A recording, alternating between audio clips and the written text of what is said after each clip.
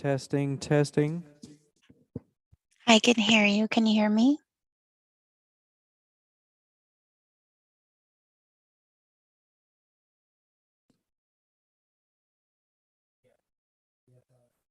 Yes, I can.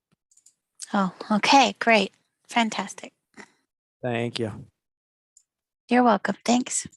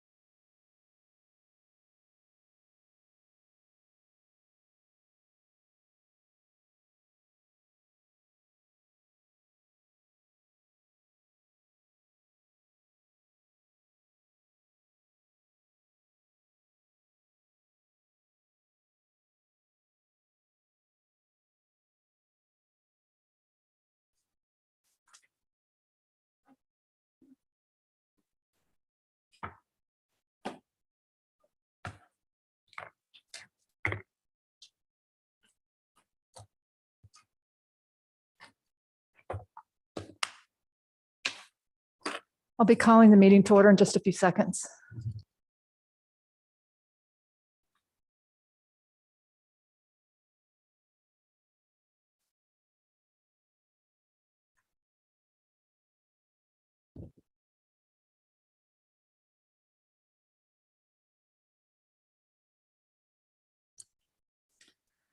Thank you all for being here in chambers and for viewing tonight's Planning Commission meeting.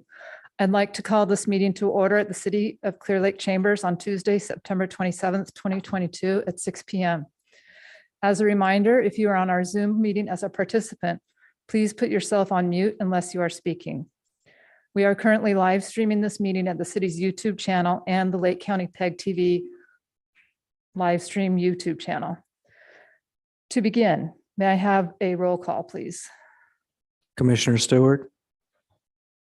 Present. Commissioner Williams, Here. Commissioner McCarrick, Present. Vice Chair Coker, Here. Chair Wilson. Here. Thank you. For all those present, please stand for the Pledge of Allegiance.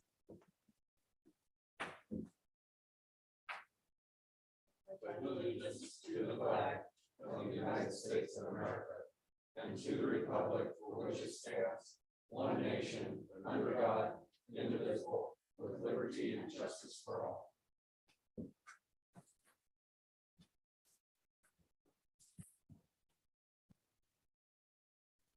We will now adopt the agenda. Are there any changes to our agenda tonight?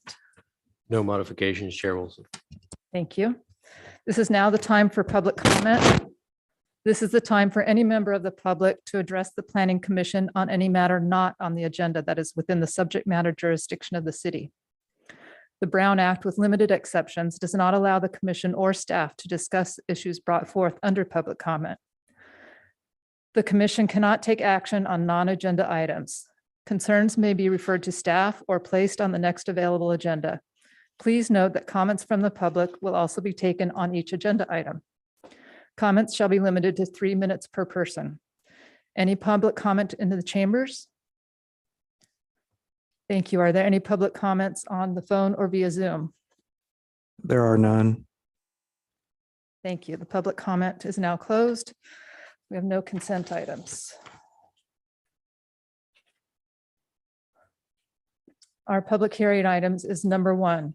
The Planning Commission is being asked to consider resolution number 2022-17, adopting a mitigated negative declaration based on environmental analysis, IS 2022-05, in accordance with California Environmental Quality Act, and conditional use permit, CUP 2022-16, to allow the Burns Valley development located at 14885 Burns Valley Road, Clear Lake, California, 95422, further described as assessor parcel number 010-026-40000.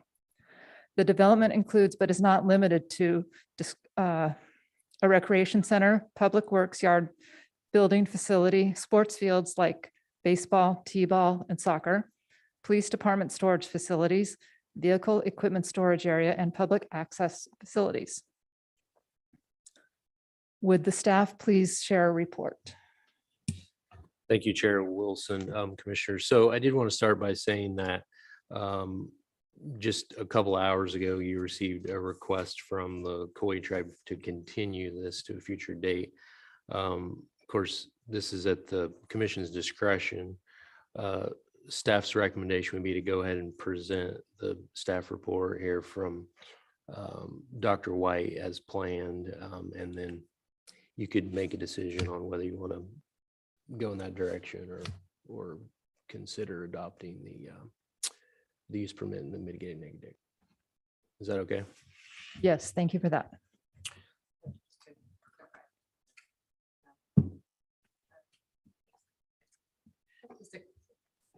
Just to clarify, it's similar to other planning commission meetings that we've had where one of the options is a continuance at the end of the meeting. There's no Well, I mean, legality you with could not doing it choose to now. or not. continue it right now and we all go home, but we think it would be best just to go ahead and present the information for the benefit of the public and the commission, and then you can decide what you want to do from there. It doesn't like legally void the option by not doing it now. Correct. You can wait to the end to make that decision. And if you do continue it to a date certain, we don't republish the notice. You could just pick that date, assuming that'd be the next planning commission date, if that's what you want to go with. We'd make that decision. You all would make that decision at the end of the meeting, and that would get out to the public at that point. Okay. No, I'm definitely would love to hear the report. I just wanted to legally understand. Yeah. Thank you. Okay. Okay, so just a quick overview of what we're going to go over. This presentation, talking about a little bit of the background on why we're looking at doing a sports complex and recreation center, kind of more detailed overview of this project itself. Because we did get so many comments related to cultural resources, we want to spend a little bit of extra time talking specifically about that, giving some background, hearing from our archaeologist, and then there of course would be the opportunity for public comment, and then commission questions, follow up, and then action. You may, based on whether you want to consider a continuance, you may want to adjust some of those last couple. We open the public hearing. Chair, I just want to make sure we actually open the public hearing, because the staff presentation would be part of that public hearing. So in case you didn't, let's just. I'll be happy to share it again. The public hearing is now open on item number 1. Thank you. Okay, so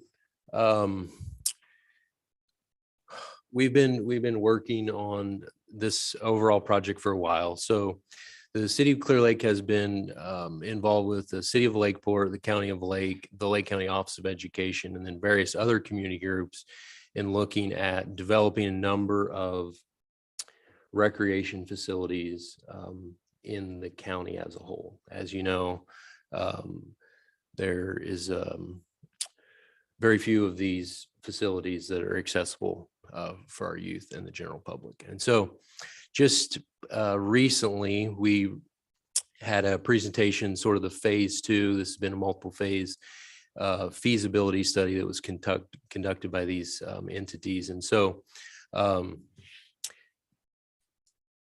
this process started roughly the same time that we started looking specifically at the Burns Valley site for this type of project. And so we've been continuing to move forward with our planning for that site specifically. But we are coordinating with a larger countywide group on sort of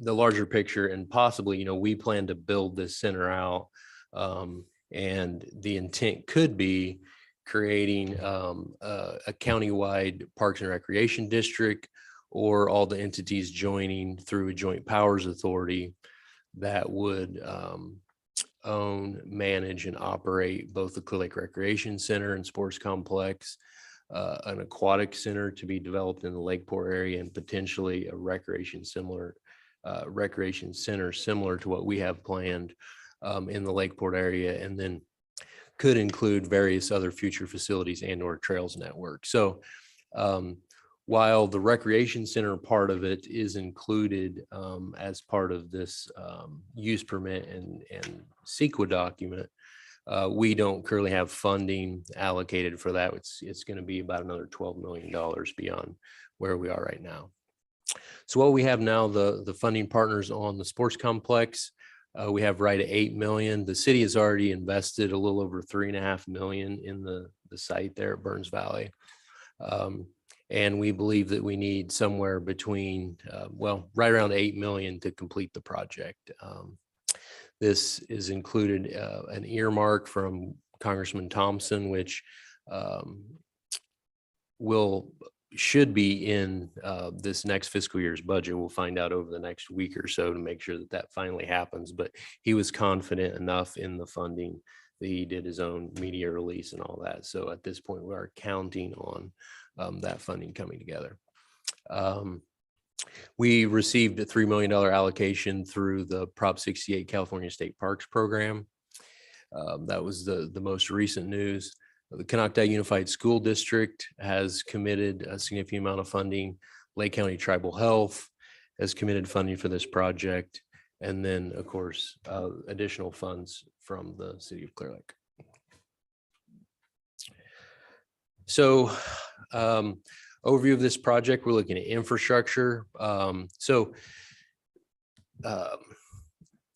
We purchased the property in at the end of 2020, December. There was a small project that was done already with some of the backbone infrastructure.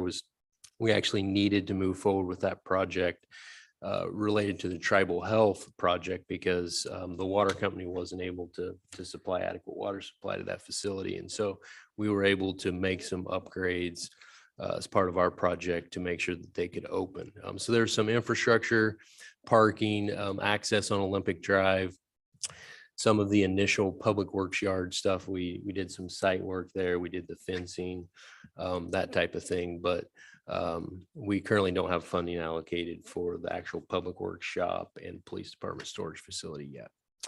So there was a housing project as well, which is under construction now. That's 80 units of affordable housing. The city sold that property to Danco Communities, which is a developer out of Arcata for that project. The environmental review project, as the commission probably recalls, is quite a bit different on affordable housing projects under state law where they're statutorily exempt from CEQA. And so then what we're talking about tonight is the sports complex portion, which is the baseball, softball fields, the soccer field, recreation center, which will end up somewhere between 15 and 20,000 square feet, T-ball, and then of course, various other site amenities, playground equipment, bathrooms, various parking and so forth. Okay, so this is just kind of a rough satellite image that shows you the site. I guess this is probably a little over a year old. You can see the, I guess you can't see my cursor on here, the piles of former walnut trees. This was an orchard that was had been dormant for a number of years, but then was removed. I don't know why I can't show you the cursor, but you can see where it looks like you can see the existing walnut orchard on the top right corner. That's the location of the affordable housing project. And then the little piece isn't highlighted that is complete down off of Olympic Drive. So this is all north of the Burns Valley Mall and Safeway Shopping Center. This drawing gives you a little bit better idea. You can see this is an initial engineering design that was put together that really the environmental work was based on. You can see the layout of the ball fields, location of parking, rec center, all of that stuff.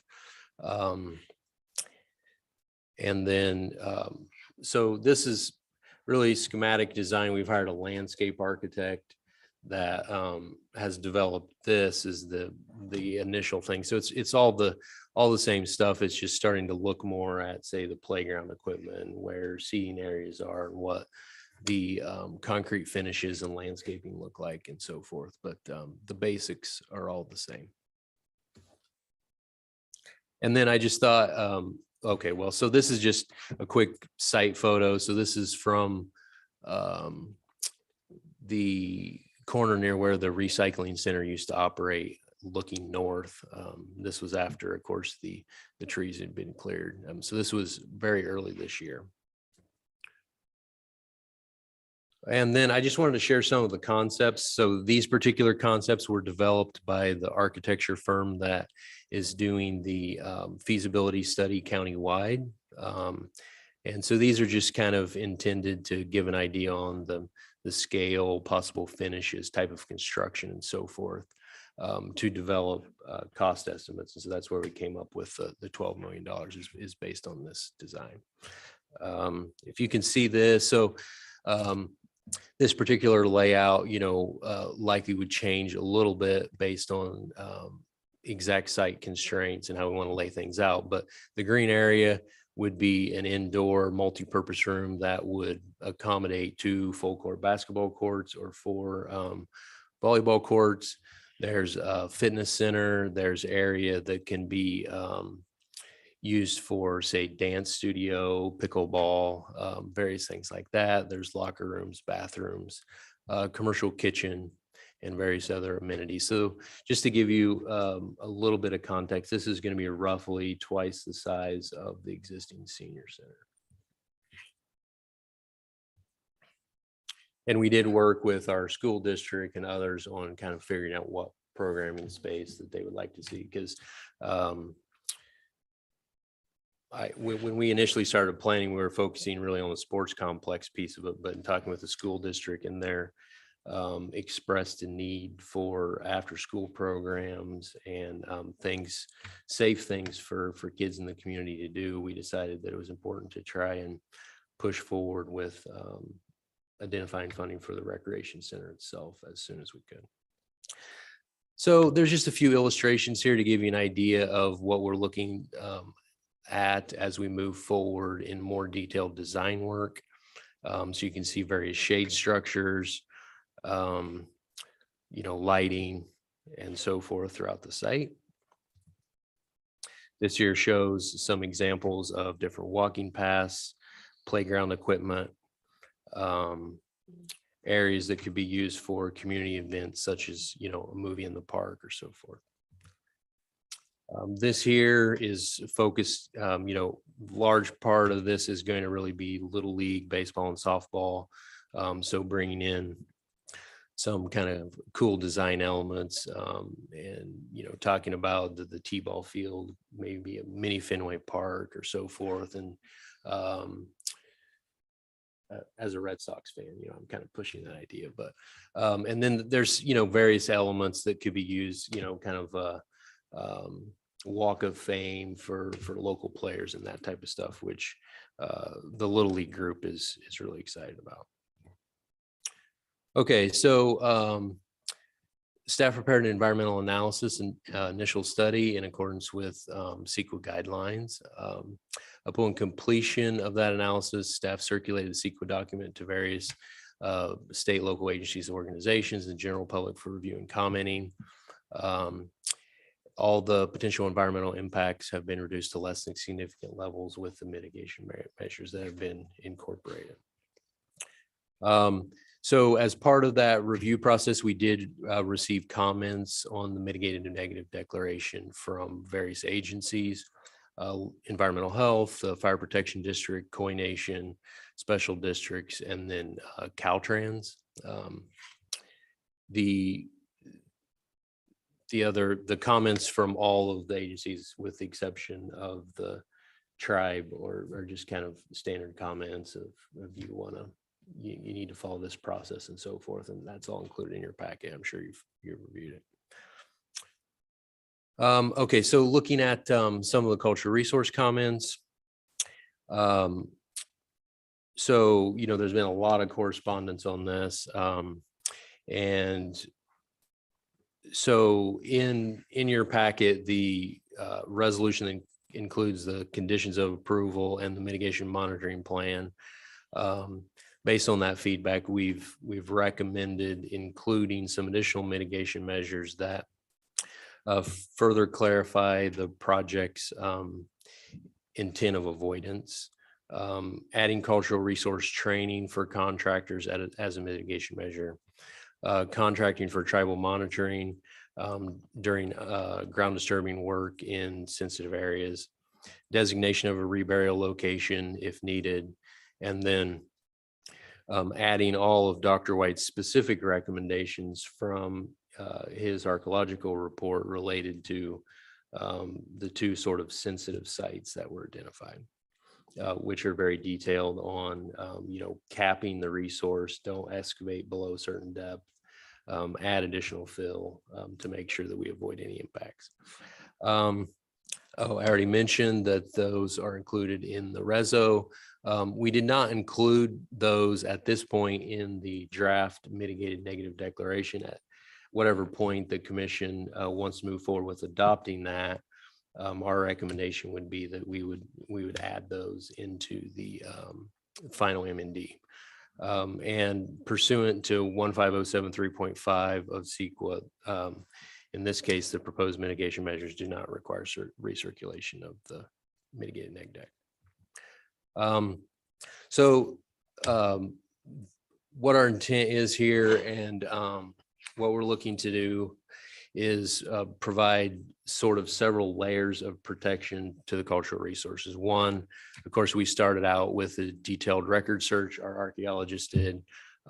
tribal consultation as part of that, and then field work, subsurface investigation, which included tribal involvement, and then of course recommended mitigation measures. We did all that. In fact, we wanted to move forward on the design process, so Dr. White provided sort of a technical memo before we even got the draft report that showed his findings based on the field work and all that, which allowed us to really begin adjusting elements in the design to make sure that we avoided sensitive areas. And let's see, where was I at?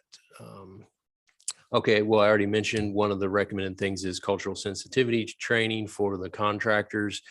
This isn't something that we've included as a mitigation measure in any of our projects previously, but more recently has been a practice with several projects based on recommendations from the tribe. And so what they do is just on the first day of ground disturbing work, they would meet and kind of explain to the workers who would be involved in that the many sensitive sites in the area and kind of what to look for as they're digging and whatnot to alert someone if there's some type of potential inadvertent discovery.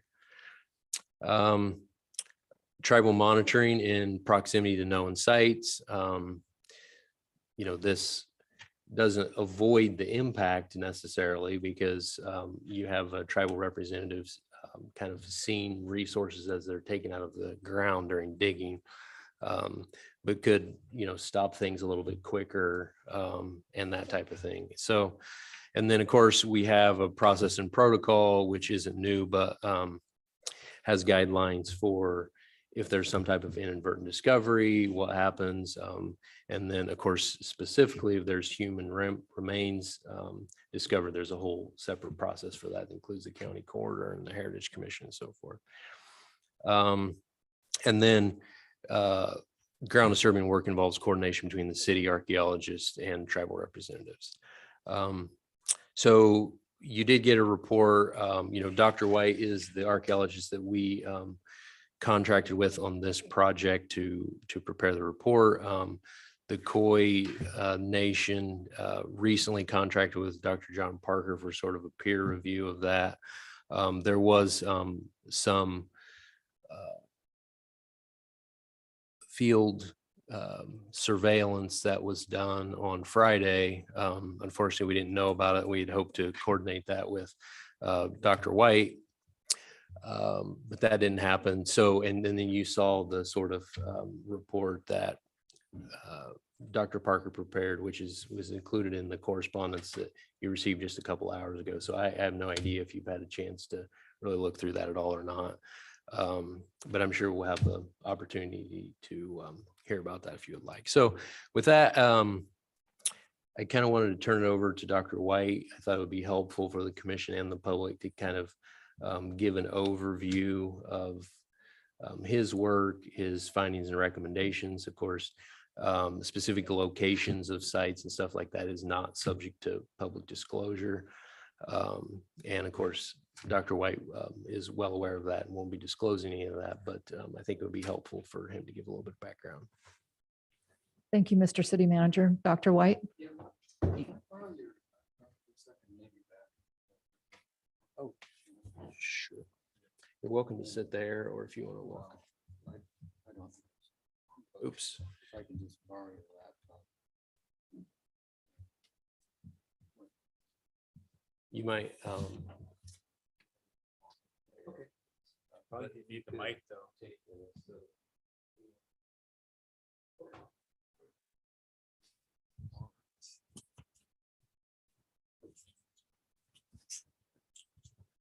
This is for you guys.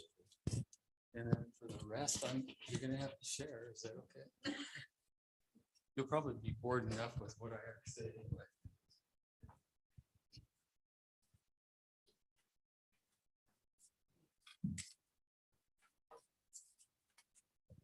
Well, Alan asked that I say a little bit about myself. I have a PhD from UC Davis. This summer was my. Dr. White, could you please use the microphone Yeah. for our Zoom participants? Thank you. Yeah, up like this. This summer was 50 years since my first field school. I think similar to the experience that John has. And in fact, we paralleled each other all the way through Sonoma State. And after that, I've taught in the CSU system for 20 to 25 years. I've worked in the Clearlake Basin since 1972. And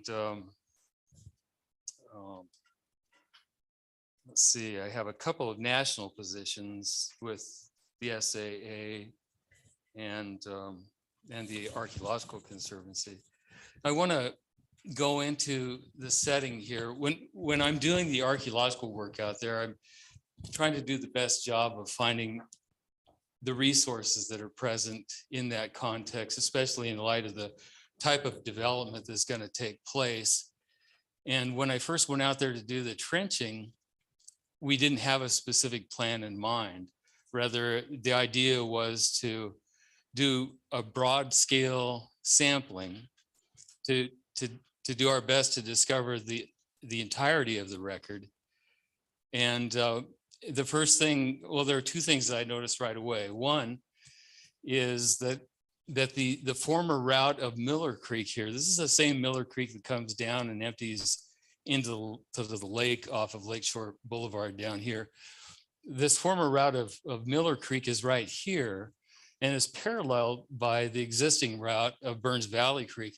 Now, there's not a lot of vertical elevation between the creek and the flatlands on either side, meaning that this is entirely composed of a floodplain, and not just a floodplain, but a floodplain that is thick with alluvium, meaning that in the past, both of those streams overbanked and dumped sediment out onto that landscape. Now that could mean that more ancient layers could be buried by later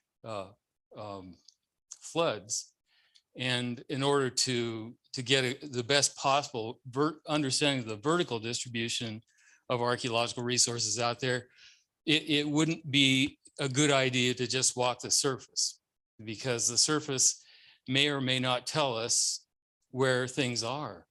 Buried sites could be present out there. And this is a very common factor in floodplains in California. The other thing I found was that there were several sources of landfill out there. These are foreign fills, and it's on the third page of the handout. I outline what those are. There was a big pile of debris heaped up here. I think it's still there, that according to the aerial photo analysis that I did, was composed of material from the demolition of structures in the construction of the Burns Valley Mall. And this would be about 1978 to 82, something like that. And I think that they must have contracted with the person who owned this property to just accept that fill over. So you look at this, and it's composed of a lot of material from the demolition of homes. And there's also obsidian in that. I think more than likely it's crushed obsidian from, in other words, geological obsidian that people may have used in their yard ornamentation. It's a common feature here locally, but it occurs throughout. The other thing I found was that the entire center strip, and you can see these sort of brown markings in here, this entire center strip was built up about 2 feet above the surrounding flat land and composed of fill that appeared to be derived from the construction of Pomo School in 1990. And Pomo School was built right on top of the Borax Lake obsidian flow. So that entire zone in here had volcanic ash and broken obsidian cobbles, geological rock cobbles, rock obsidian, but also flaking debris from manufacture there at that Borax Lake quarry in the prehistoric past, and imported and distributed here.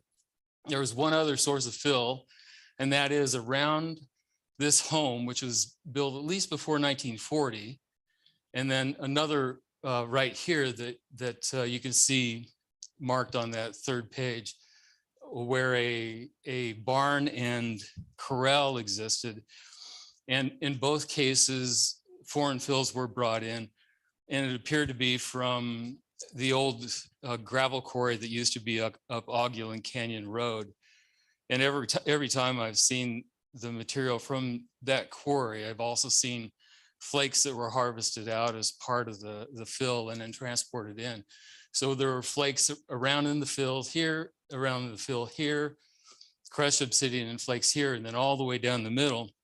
So there was some confusion, some difficulty in determining what the archaeological record might be. And that difficulty called for subsurface probes. We couldn't simply walk across the surface and determine the density and distribution of archaeological sites out here. So if you flip back to, I think it's page 2 in my handout, you'll see that I dug a grid of 38 trenches systematically throughout the entire area.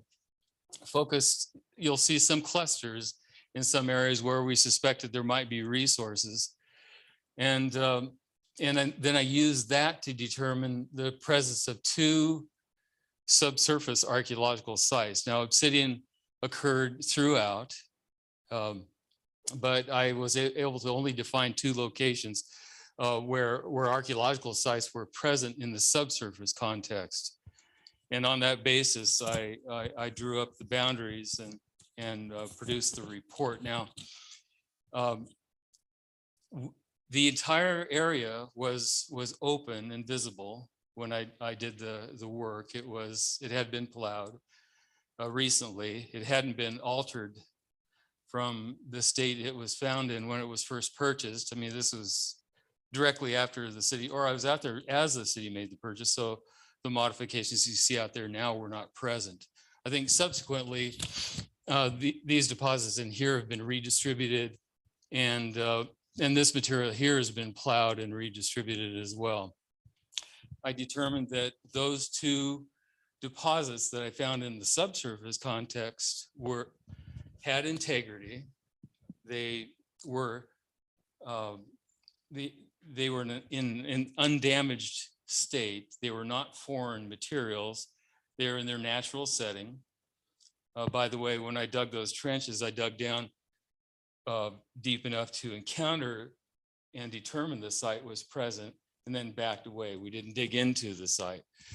And then we determined that they were significant and required avoidance measures.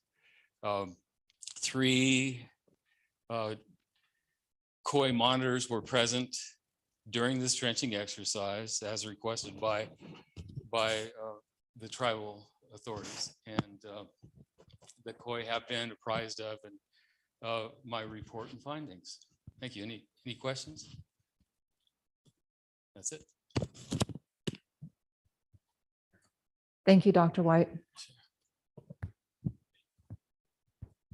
just had one other thing I wanted to highlight, just a few of the key dates. So the city closed on the property December 2020. Very shortly thereafter, we contracted with Dr. White to begin determining any cultural sensitivity related to the site. February 2021, Dr. White began consultation with the tribe. The field work that Dr. White just mentioned happened in March. Early April, the technical memo that I mentioned previously was prepared. And then Dr. White indicated that in February of this year, some additional field work was done in the draft report. And then the formal letter that we sent out, I didn't put the date on when we sent the AB 52 consultation notice out to the various tribes. But on February 22nd, we received a request for AB 52 consultation. That request actually came from the Habimatal tribe. Didn't mention the COI in that notice, but nonetheless, on March 9th, city representatives met and conducted tribal consultation with the COI. There was a discussion about sites in the area and so forth. And at that time, there was not a request for additional ongoing consultation. We did have August 18th, a city tribal meeting, including the mayor.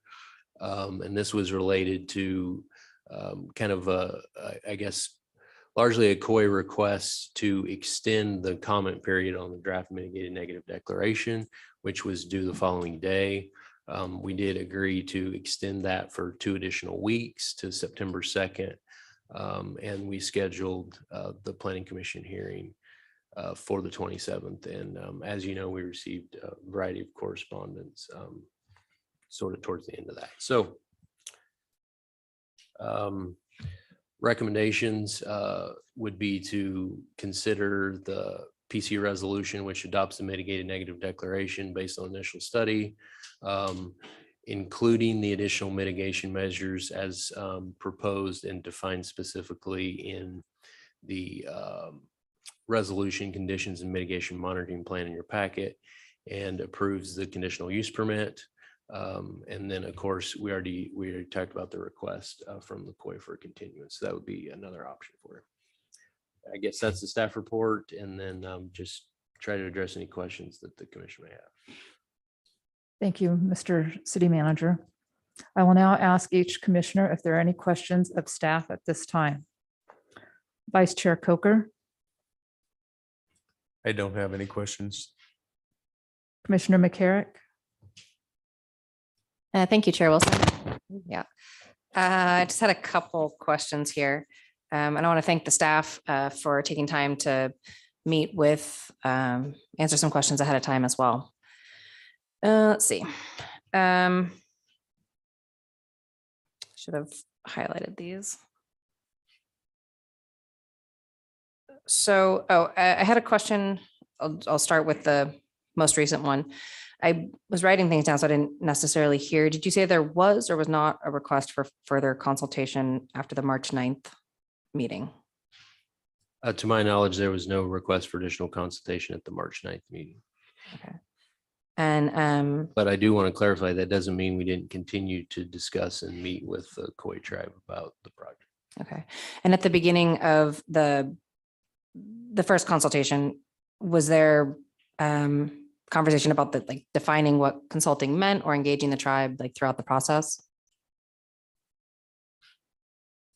I wasn't at the meeting, so if you want to have specifics from memory about what was discussed, we could bring someone up to address that. But what was relayed to me was there was a map of sensitive sites throughout the county that was shown to staff. And it was relayed that they were interested in being involved in the project as it moved forward. And I think, having tribal monitoring during the underground disturbance part of the process. I'm not aware of other requests at that time. Okay. Who was at the meeting on March 9th? Senior planner Mark Roberts and our construction project manager, Adeline Brown. My other questions are actually for Mr. White. Okay. So you had tribal monitors with you on the 2021 examination of the site. And then when you did additional field work in February of 2022, were there also monitors with you as well?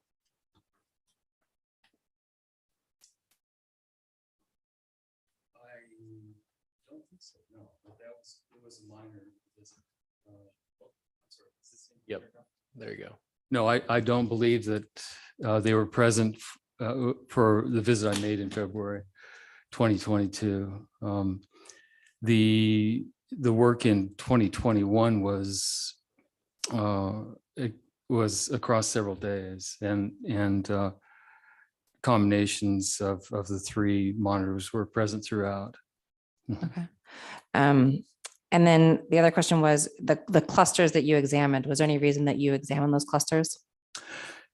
Well, all of those trenches were dug using the same methods. And you'll see on the first page of my handout that tribal monitors and technicians and I were present, splitting time between observation of the trenches and raking through and examining the spoils as they came out of the trenches. Whenever we found something, then we increased the density of the trenches in the vicinity in order to define the perimeter, which is an important step to ensuring the protection of the resource, because you really need to have a boundary. You need to know where it is, both vertically by depth and horizontally across space. So when items were found, we increased the density. Yes, so there's reason.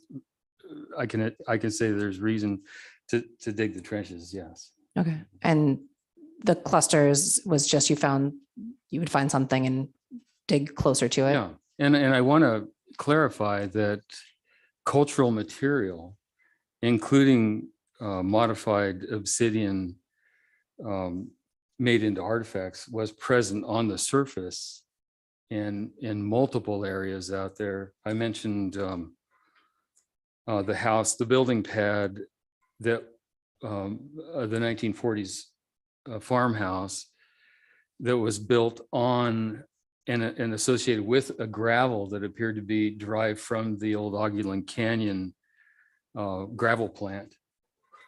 That had the gravel itself had artifacts. There was a similar gravel used to fill the corral and the footing of the barn area, and that had artifacts. And then that a large central strip that ran through the middle where they disposed of the Como School construction debris also had artifacts, as well as rock obsidian in it.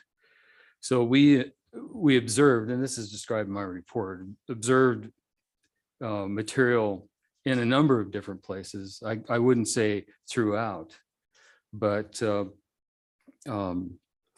the only locations that I discovered during my trenching program where that material extended below the plow zone. I guess I should say, it should be remembered that this was a walnut orchard for close to 100 years. And so it's been ripped and plowed throughout that time span. And there's a distinct plow layer that goes down 12 to 16 inches. And the rip could have been even deeper than that. And so every time I trenched, I really wanted to get below that to see if there was intact deposit. Under CEQA, an archaeologist is constrained to first determine the integrity of the deposit and then determine its significance. And in both cases where we found deposits that had integrity, I identified them as significant and requiring avoidance. Okay. Thank you. And I thank you for your time. I thank you for all the material in here. It's certainly been a learning experience for us. I know for the community, if the community had a chance to read the papers as well, we're fortunate to have people who are going to be impacted by this sports center here. We're fortunate to have people who know the importance of the significance there. And as we're learning this process of consultation and finding compromise and finding mitigated measures, some of which were just added recently, as we learned in the presentation. I'm curious if you have any success stories, like personally, with that, because I mean, this is not off topic in the sense that we're given information on any project, and does this parking lot look like it has enough space, right? So how do the space issue here is, can we find a way to move forward within these concerns that have been brought up and the measures? So have you found any success stories? In my experience as an archaeologist, let me say that my current business agenda takes me over the Western states. I've directed projects up to $7 to $9 million. I keep my hand in here because I enjoy the people. it's meant a lot to me to work with the people here, and the archaeology, I think, is extremely important. So I just want to say, I can speak to this question of yours from a broad background. And number one, it's about people. I'd have to say that each and every one of the COI membership has and their representatives have been friends, and for a long time now. I worked with the COI for 27 years. We've found our way through things in the past. My sense of it is that it's not always about meeting each other halfway. Sometimes it's about seeing our own mistakes and coming a little farther. And we are all responsible as adults for doing that whenever that occurs. And I'm more than willing to do so. I think we're going to hear from John today. I want to say right away that John has always been a friend. We've known each other forever. He ticks me off as often as I tick him off, which is a good definition of friendship, I think. And it goes away rapidly too, by the way. And I think this will as well. I appreciate John's comments. Peer review is a natural part of the scientific process, and nobody should take it serious, personally. So I think we can identify an intermediate point. I have a proposition that I can present at the end. So yes, we can, I've seen plenty of examples, and I think we can arrive at it here as well. Thank you. I imagine we'll have more questions later. I appreciate that. Sure. Thank you. Commissioner Stewart No further questions. and Commissioner Williams. I do not have any additional questions at this time, but I would like to thank staff for the amount of time and energy that they've spent answering our questions as we've gone through this, because it is very important, both sides. The project's important and the cultural heritage is important, and it's a very serious issue that we're looking at. So I just want to say thank you for your time in answering all of our questions. And I have no further questions at this time. I will now open the public hearing on this matter. Public comment will be limited to 3 minutes. Are there any public comments on this agenda item from the room? Please come to the podium and state your name at the microphone, the lady in blue, or Mr. Beltram. Good evening, everybody. How are you? I'm Dino Beltran. I'm the vice chairman for the Koi Nation of Northern California. We are here to do our part to be partners with the city. 2015, we asked the city for a memorandum of agreement to help this process through development, because we are basically pro-development. All we're asking is that the law, CEQA, AB 52 be followed. We don't have much of an issue with Dr. White's assessment, because his assessment is similar to what our archaeologist has come up with as well. So Dr. White can say those things over and over. We'll probably agree. Our disagreement's not with him, it's with the city staff on how they're not conducting themselves in a professional nor a lawful manner. So if we don't get this nipped in the bud now, it's going to happen with every project. Say that respectfully, but it's been consistent for months now. So it's at this point, I want to bring that to your knowledge. We appreciate meeting with you, Aaron, yesterday, on short notice. It was great. The site itself looks like it's probably going to be about, Greg says maybe one large site. Can you hear me? Because I can't hear myself. All right. Both the archaeologists say that this site is eligible for the California Historic Register. That's a big deal, very significant. AB 52, like I'd mentioned, really needs to be polished up by the city staff. Otherwise, you're going to find yourself in a world of hurt from now on, really. And that's just kind of how it goes. You have to follow the law. These resources are important to the Koi Nation because it's not just rocks you find in the ground. There are other things because of how we had our burials. We didn't have graveyards. We literally buried our people next to where we lived at that time. And people are going, well, why didn't you keep track of that stuff? Well, in 1850, there was about 1 million Native Americans living in California. In 1890, there were 15,000 of us left. I'm a descendant of one of those 300. A lot was lost in that 40-year period. You know, a lot of word of mouth and how people were taken care of and where they were buried. And through that process, some of the people were annihilated through massacres through the cavalry. Sometimes I think, is that person left there? Were they just left there? We don't know. Out of respect, we're going to try to do our best to do what we can. I'm going to leave the rest of the comments legally to my legal folks that are here with us. I will bring up though that I did. City manager did bring up that Congressman Thompson is going to be bringing some funding forward. That's going to spur the Section 106 process, the National Historic Preservation Act, and that's going to have another impact in dealing with us as a tribe. So if that's going to happen, then you're probably going to have to wait to get this approved because that hasn't happened yet. Thank you. That was the timer we heard. Okay. All right. Thank you for your time.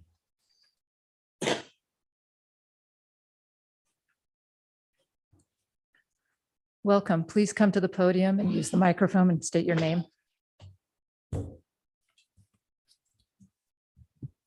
Hello, I'm John Parker. And back in 1985, I was a planning commissioner here in Clearlake. I lived here for 15 years at that time.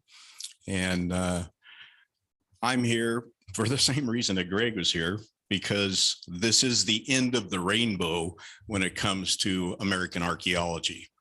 The oldest lake in the Americas, the oldest sites in the Americas. And the city of Clearlake is in a unique position.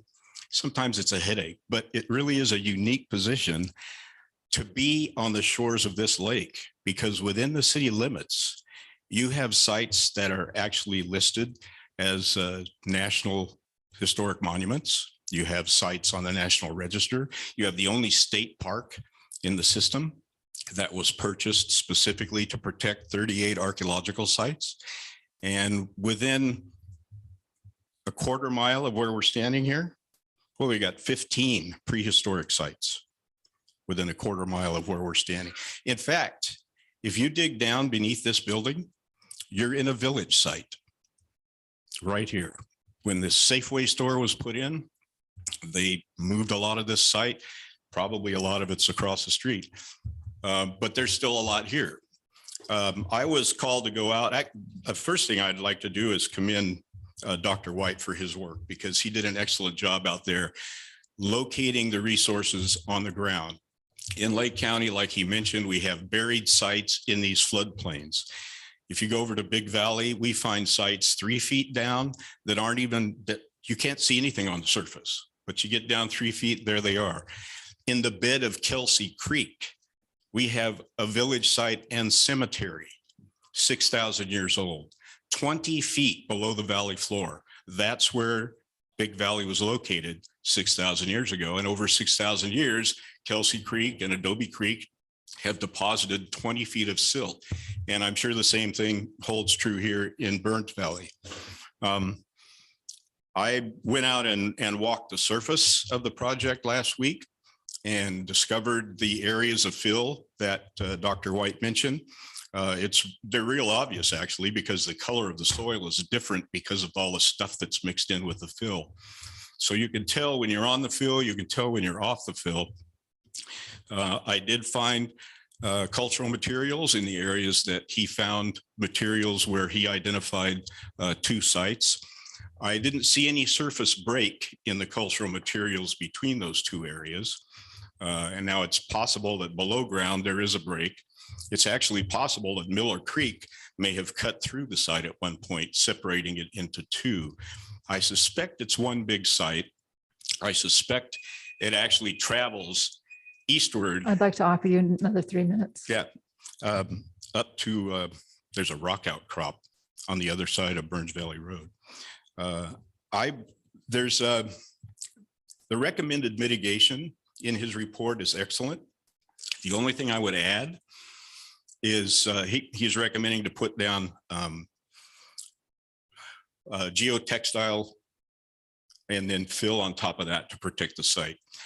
When that work is done, I would recommend an archaeologist and Native American be on site to basically direct the placement of the fill. I've been on projects where we've had heavy equipment putting fill on sites, and the actual tires or treads of the equipment will damage the site. You asked about projects where we've had things where we've protected sites this way. I spent 15 years in Morro Bay, and the largest village site in Morro Bay now has 3 duplexes and 4 single-family homes on it. They were all constructed on fill. They put enough fill to support all of the trenches for the utility lines and all of that stuff built on top of the fill. No damage was done to the sites except where they had to connect to the existing sewer and water lines under the street. 3 burials were hit in those connection trenches. But yes, it happens. I mean, yeah.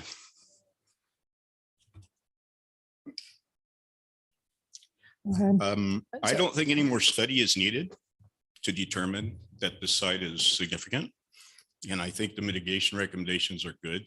Once the fill is on there, if there is any trenching for underwater sprinkler systems or whatever, that should also be monitored by an archaeologist and Native American, just to make sure the trencher doesn't go through the fill layer and into the site soil beneath. I've seen that happen on projects, and it's just kind of a precaution. Dr. Parker, I think a commissioner has a question for you.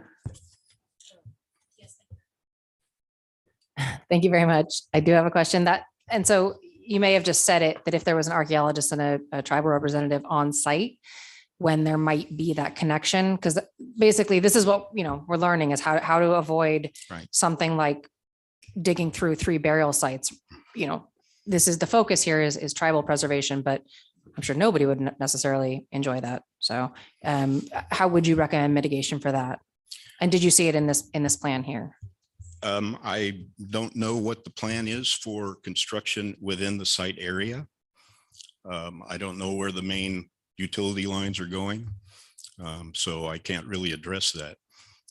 All I can say is that the fabric and the fill are the best way to preserve this site intact. And I would recommend that anywhere in the city on any project, if it's doable.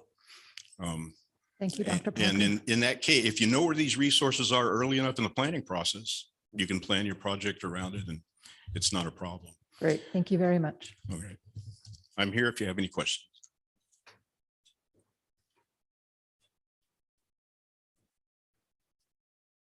Welcome. Please come to the podium, use the microphone and say your name. Hello, thank you for having me. My name is Holly Roberson. I am originally from Mendocino County, which is unceded Pomo territory. I have family who's lived in Lake County, including locally, for many generations. So I'm glad to be here today, and thank you for listening to us. Before I begin, I want to submit into the record correspondence from Mr. Flora dated September 21st and September 22nd regarding the tribe's request for ongoing consultation on this project. And I'd be happy to share that with you all after this meeting. The tribe has consistently requested ongoing consultation on this project pursuant to AB 52. We remain here and available to consult with you properly. So a little bit about me. I am honored to be the Tribal Cultural Resources Council for the Khoi Nation of Northern California. I was previously the Governor's Office of Planning and Research's appointed Land Use Council by Governor Brown. I worked closely with the Governor's Office, cities, counties, and tribal governments, as well as developers statewide for 3 years at the Governor's Office when AB 52 was passed. That's the law that puts tribal cultural resources as an environmental resource into CEQA. I provided training here in Lake County twice, both as a private attorney and at the governor's office. We worked with the sheriff's office. We worked with other tribes. We worked with the Office of Education, which is one of your partners for this project. We worked with Lake County and Lake Port. Commissioner McCarrick, it's an excellent question. Are there good examples? Yes. Your peers are doing this and they are doing it better. We respectfully are here to help you also do it better. We've repeatedly offered free training. I'm rather expensive for training. The Koi Nation is happy to provide that training for free. We would respectfully suggest that we do a mutual training because we are also eager to hear more about the city's plans for development and how your processes work so that we can collaborate better. There's a lot I have to say today. Most of it is in the comment letters. You've received 2 comment letters at this point. It's unfortunate we need to escalate to the point of threatening litigation. There is ample evidence in this record to show that you have absolutely violated CEQA and AB 52. If you don't follow our recommendations, you're about to violate NEPA and the National Historic Preservation Act, Section 106, quite possibly NAGPRA and CalNAGPRA as well. We are here to help you avoid doing that. The best way to do it is to meet with us in government-to-government consultation. I saw on your slides that there was consultation with the archaeologist. Thank you for that, Greg. We appreciate that. And at the same time, may I continue, Madam Chair? Yes, I'll grant you 3 more minutes. Thank you. Thank you very much. At the same time, government-to-government consultation is what is required by Public Resources Code 21074 and AB 52. So what is government-to-government consultation? It's a meaningful, good faith effort. Specifically, a lead agency like the city cannot adopt a mitigated negative declaration, as you have before you today, when there's a significant impact on a tribal cultural resource. We do not agree with the city's analysis that there is no significant impact to a tribal cultural resource here. Under CEQA, an EIR is required when there's evidence in the record of a fair argument of substantial evidence, which we have provided both in our comment letters and testimony here today, that there's a dispute, right? And we have an active dispute. We have an active dispute as to whether or not this is one village site or 2 smaller sites, whether or not these mitigation measures are adequate.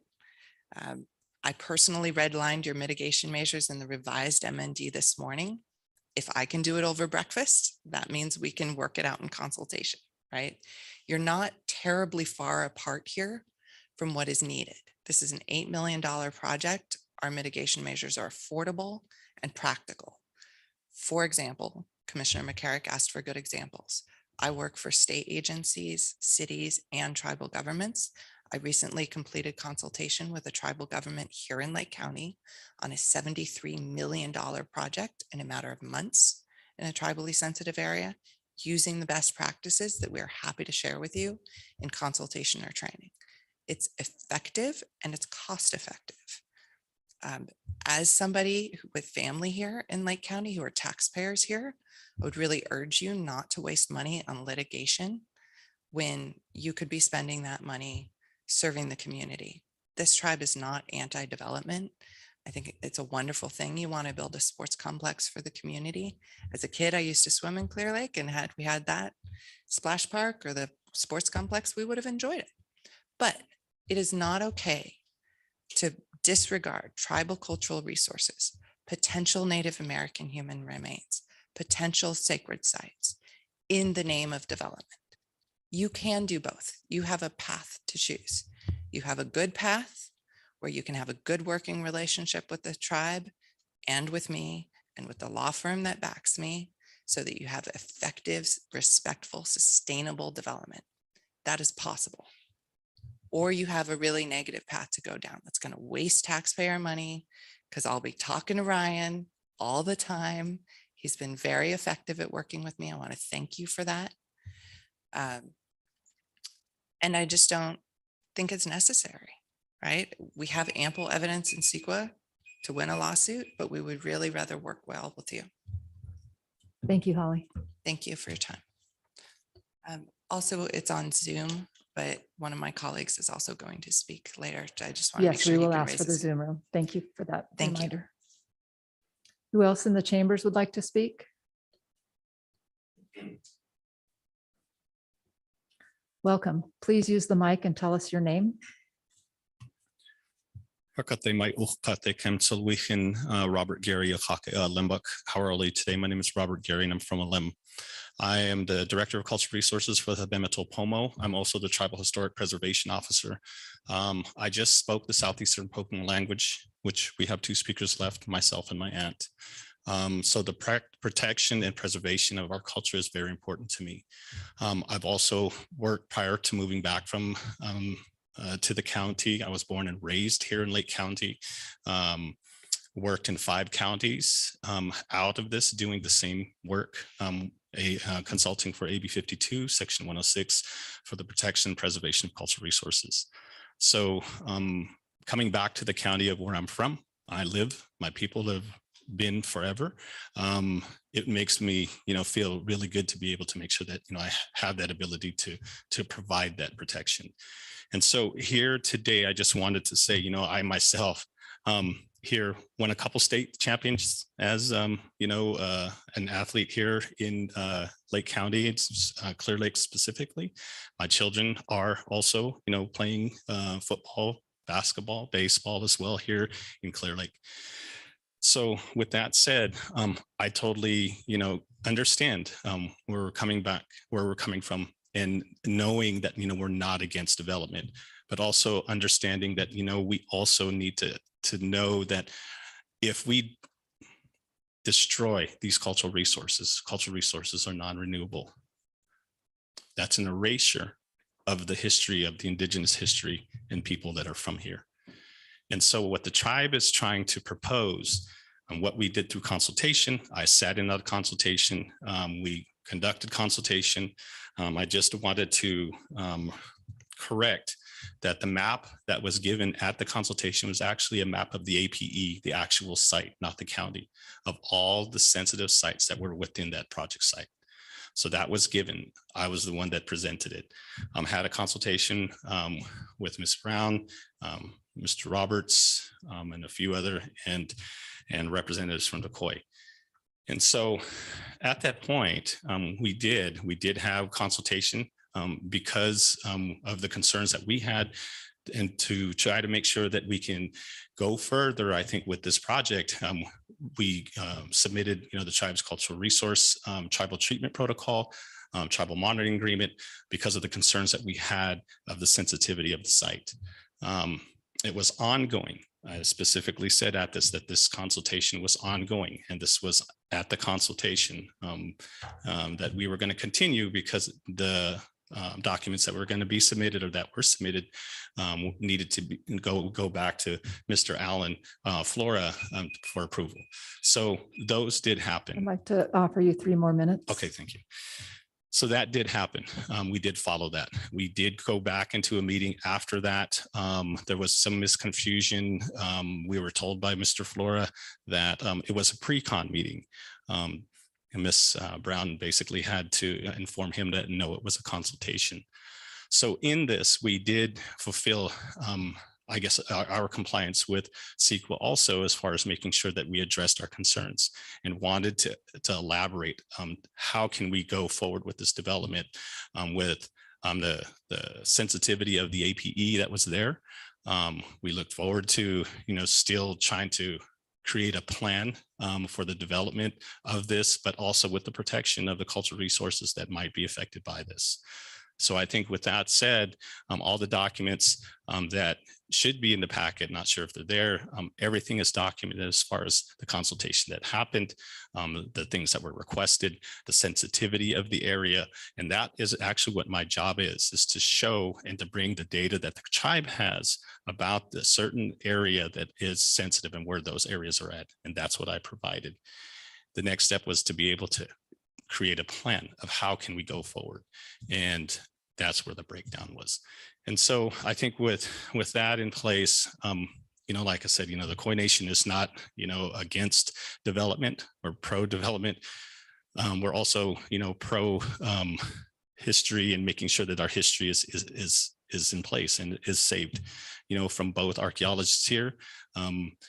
This is significant enough for the actual registry. That right there in itself, not by the Khoi Nation, but by the experts as far as archaeologically, both say this. And so we ourselves, as far as the tribe, is coming forward and also letting the city know that, yes, it is significant. And what can we do to go forward? So I just want to thank you for giving me an opportunity and understanding, the process that we did follow. We did state in these consultations that it was ongoing, and we're still prepared, to figure out a solution on how to make this happen with both the sports complex and the preservation of the tribal cultural resources, which I also want to remind everyone that archaeological resources and tribal cultural resources are two different things. And so the tribal cultural resources are basically brought to the consultation table by the tribe. Those are the concerns that they have. And so that's where we're at today. And thank you for giving me an opportunity. I would like to formally invite, members, of this commission to do a site visit, go out and see the area itself, to be able to, walk with us about the concerned areas, walk with us, to be able to see, maps of the high sensitive areas, and it might be really beneficial to see it as a visual. So I employ that of you. Thank you. Oh. Thank you, sir. Is there anybody else in the room that would like to make a public comment? Is there anybody in the Zoom room that would like to make a public comment? We have one hand raised on Zoom. Please unmute yourself and identify yourself, and we will be happy to hear you for 3 minutes. Hello, my name is Kirina Gary. I am a resident of Lake County, and my children actually have heritage to Clearlake. I appreciate the opportunity to speak today regarding this project. As mentioned previously by the previous speaker, cultural resources and tribal cultural resources are separate categories within CEQA. So by law, you must take the tribe's testimony into consideration, and it holds just as much weight as the archaeologists' comments regarding this project. An archaeologist can comment on historic resources and paleontological resources. Tribes, they are the experts on their heritage, their culture, and the lands there, and they must take their testimony into consideration. It's unfortunate that the city is trying to adopt MND. Really, this site is is important. It's not just important to the local tribe, but it should be important to all to the local people. Pomo people have been there for thousands and thousands of years, and this is their history. But it's also the history of people there, right? People who live there today. This is also, their history, and that should be protected. You're getting off easy by the tribe just asking for some input and protection. Really, they should be asking for compensatory mitigation. This project will have an unavoidable impact to tribal cultural resources. And really, you should provide funding for programming, for the tribe to offset that impact. And so by them asking, just for, mitigation measures, to be changed or protection or to be there to monitor the lands, you're getting off really easy. I'm also chairwoman for Tamia Nation. We're the tribe of Silicon Valley. And, that's one thing that we ask. If you are going to be digging up our ancestors and digging up our cultural resources, and there is an unavoidable impact, we're going to ask for compensatory mitigation. And, I believe you're getting off really easy by this tribe only asking for monitoring to make sure that these resources are going to be protected in other ways.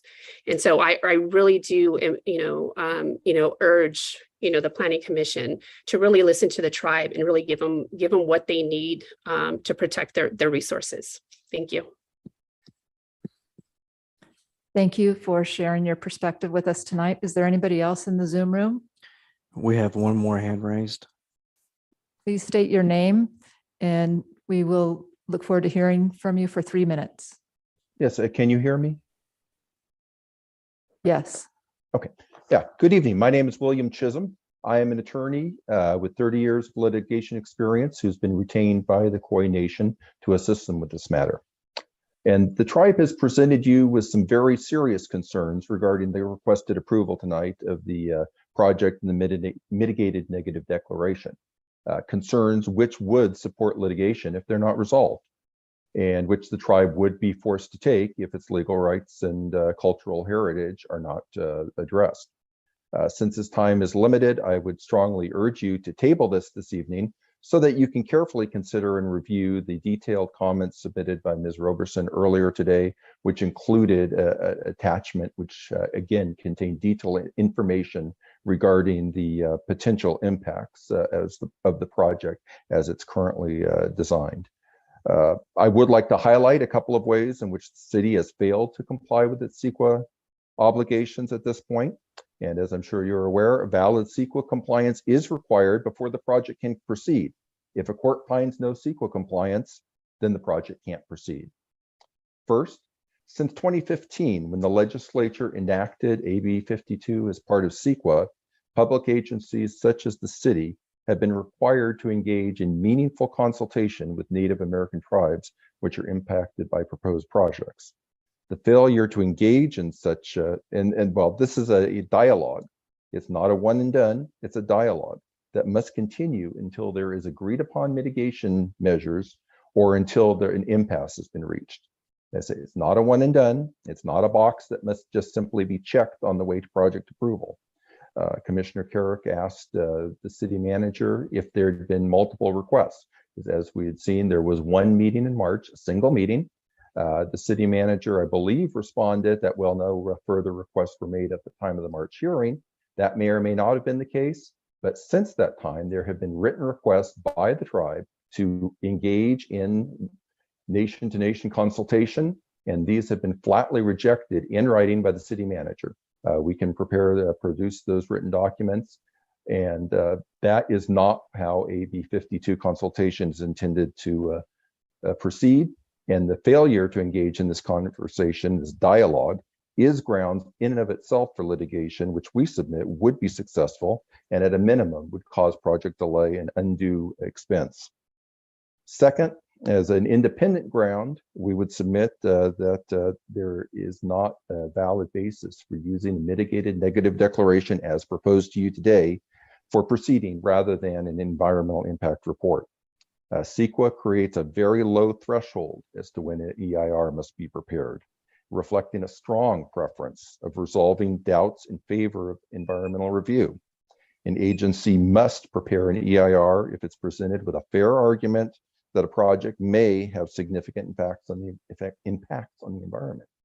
The letters that have been submitted to you with our submissions outline substantial evidence supporting a fair argument of numerous significant environmental effects, which must be addressed through an EIR, not a mitigated negative declaration.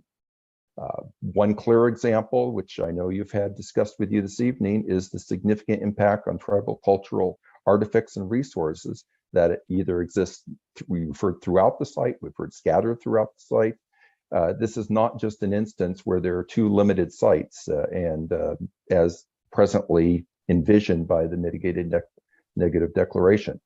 This has been confirmed by both archaeologists, Dr. White and Dr. Parker. So these impacts must be addressed through an EIR. And also the site itself is eligible for a listing with the California Historical Registry, which is significant. And again, is something that must be addressed through an EIR, and a mitigated negative declaration is not proper. So I would strongly urge the city Mr. not. Chisholm, you're past your 3 minutes, but we've granted you another 3 minutes, but you're probably halfway into that. So please conclude. Thank you. Right. I appreciate that. But I would strongly urge the city not to go down the road of another city, which we've mentioned in our letter, Agora Hills. They ignored their consultation and responsibilities under CEQA as to cultural resources. The court found they were wrong and their project was delayed. There was expense, and that's just unfortunately the route which they took, and we would avoid the city. Urge the city to avoid that route. Rather than litigation, the better route is to fully engage with the tribe in consultation and develop mutually agreeable mitigation measures. City leaders should not have to explain that a a community project is on hold or expenses is exceeding budget because they decided to engage in litigation rather than dialogue with their neighboring tribal members. So thus, I would simply urge in concluding that the commission reject the present mitigated negative declaration as it's presented to you, so that there can be dialogue, that there will not be litigation, and that there will be this dialogue and further refinement of mitigation measures that would ultimately lead to a win-win rather than litigation. Thank you.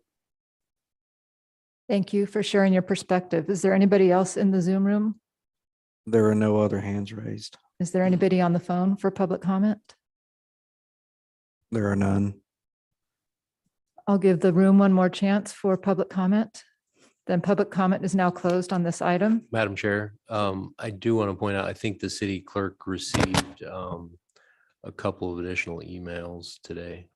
Thank you, Madam Clerk. Would you like to share the extra communication?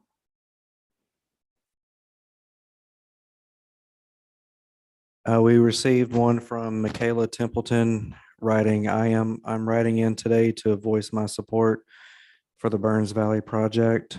Our youth has limited options for recreational activities, particularly preteens and older. This would be an awesome thing to look forward for all the youth in and around the Clearlake area. Our city has been trying to improve by remodeling parks and redoing roads in order to attract and appeal to more tourists. What could be better than bringing in people to our city for sports and tournaments, etc. That being said, I believe all of us could be proud of this project once it's completed. Brian Hansen wrote, I love that the city of Clearlake is trying to be progressive in the development of resources for our community and youth through the advancements of sports in Lake County. This will bring people from inside and outside Lake County to the city of Clearlake. As a former Lake County athlete and now father and coach of local youth athletes, I am continually left shaking my head at county's lack of clean, safe, and well-maintained sports resources. Our children deserve better. Sports brings people together. They instill lifelong skills such as discipline, teamwork, and a sense of community pride, to name a few. Thank you for bringing this project forward. It is absolutely supported by the community and surrounding communities. That is all. Thank you, sir. So I will now invite one more person from the room to come up to the microphone and state your name and share your thoughts for 3 minutes.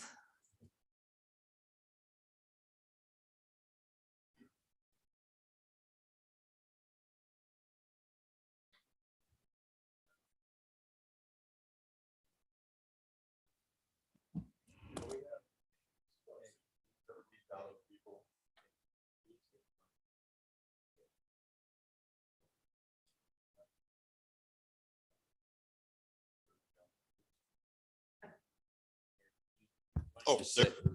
Lights on? Okay. Okay. Now it turned red. Okay, anyway, it's on.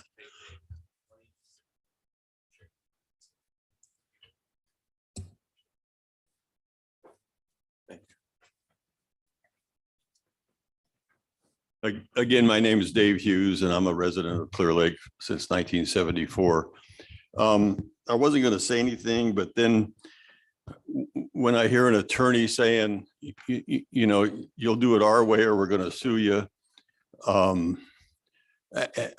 don't even know who the Koi Nation is, where these people live. I heard they're trying to get a casino in Sonoma County or something. Yeah, I don't know if that's true.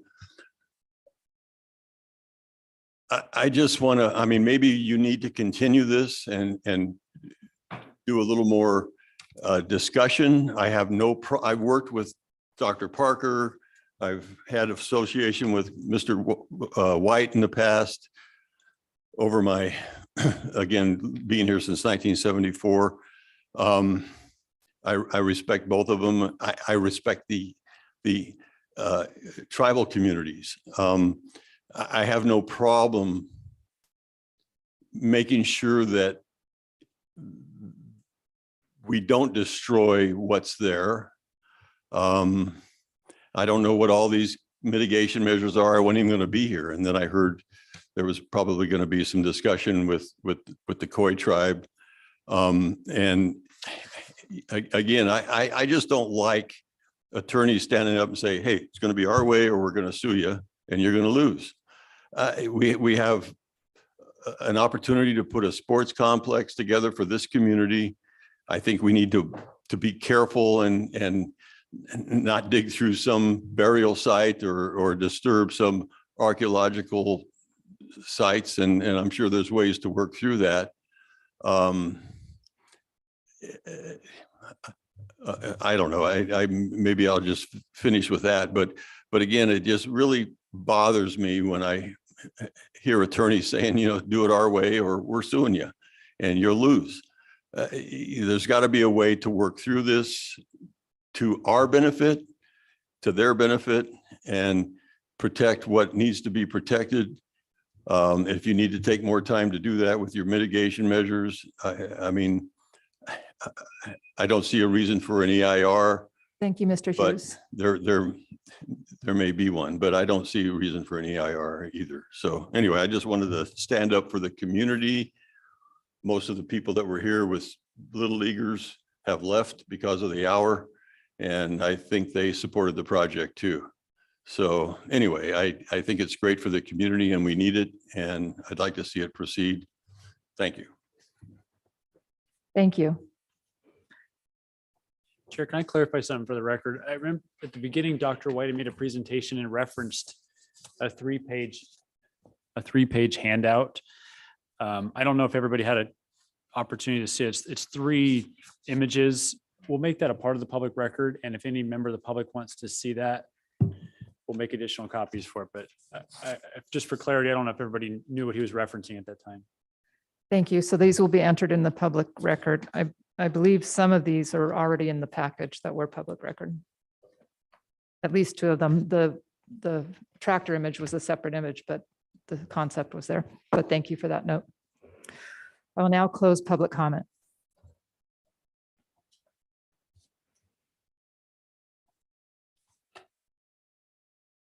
I will now ask each commissioner if there are any other further comments for deliberation at this time. Vice Chair Coker. I have no questions as of this time. Thank you. Commissioner McCarrick. Yes, thank you, Chair. Just a quick question. Can this be public record with the sites on it? Well, the site is fine. If it includes any imagery of sensitive locations, it cannot be. So what we'll do is we will show that to the Khoi Nation representatives, make sure that they're okay with that being released, because they would be the ones who'd have a better understanding than we would. It's just the location of the trenching locations. It doesn't identify the sites, but we could see if they have concerns with it being. Okay, just curious. I'm again learning all of this right now. So yes, I want to thank the Khoi Nation and Holly and Mr. Geary for meeting yesterday. The reason I requested a meeting with the tribal representatives is in reading our packet that we got that had the draft mitigated negative declaration, the agency comments, the agency material. It just looked like there was litigation writing on the wall and possibly an EIR writing on the wall. And it's, you know, knowing how detailed the CEQA process is and knowing how detailed the EIR process is and knowing how important this sports park is, there had to be a compromise. So I asked to get a perspective from the tribal representatives, and I very much appreciate that time. I appreciate the staff's time to understand the staff's perspective. And, you know, I don't think you need to ask too many people about the importance of a sports park. I very much support this sports park. I grew up on soccer fields. I know the importance of athletics and resources for kids in this. But I also, you know, as you grow up and you realize what all of California and all of the states are built on, it is native land. So there has to be a compromise in protecting those resources, having development, especially development that could be beneficial for children.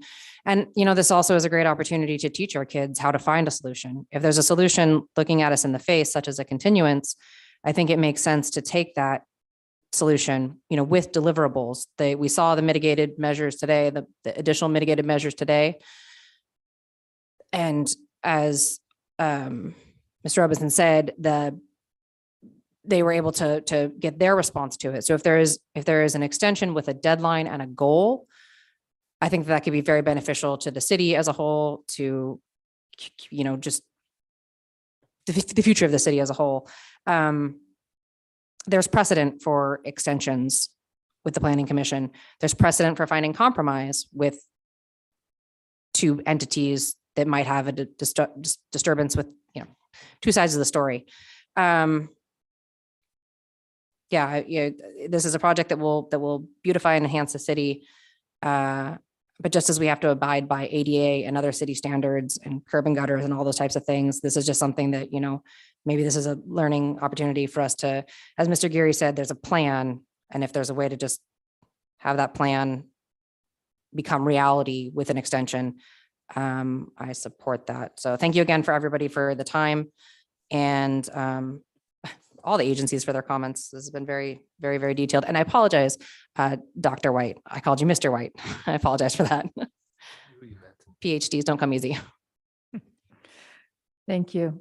I will now ask Commissioner Stewart, do you have any further comments? I'd like to ask the council for the Koi Nation to step to the microphone and discuss it a little further with me. A couple of questions that I have, if that's okay.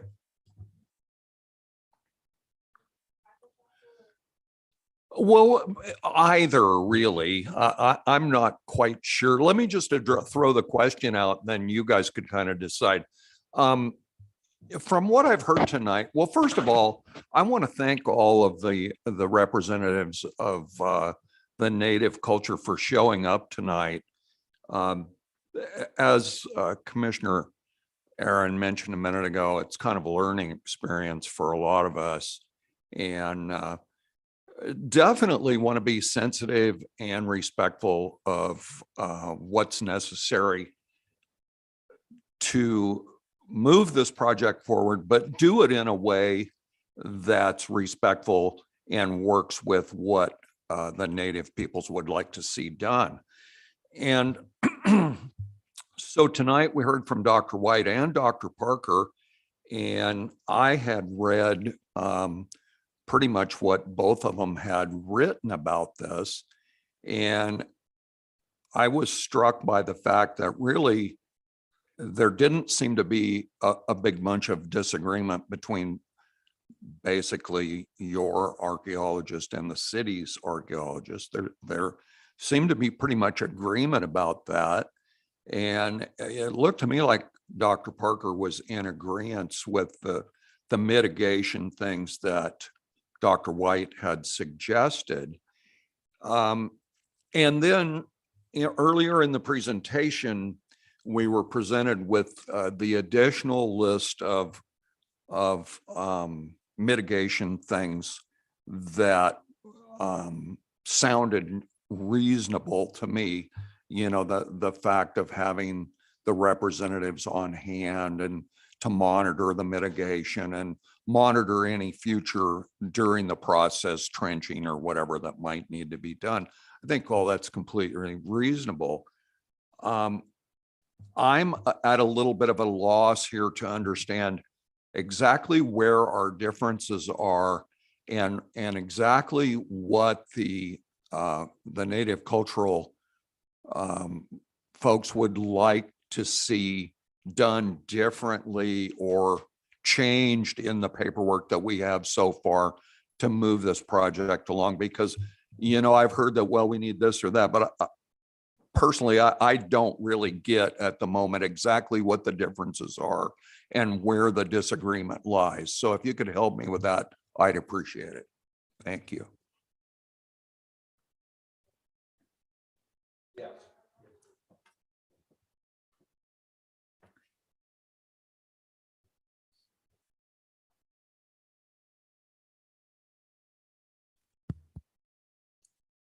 Please state your name again. Testing 1, 2. There you go. Okay. Holly Roberson, Council for Coordination. Good question, Commissioner Stewart. Thank you for asking.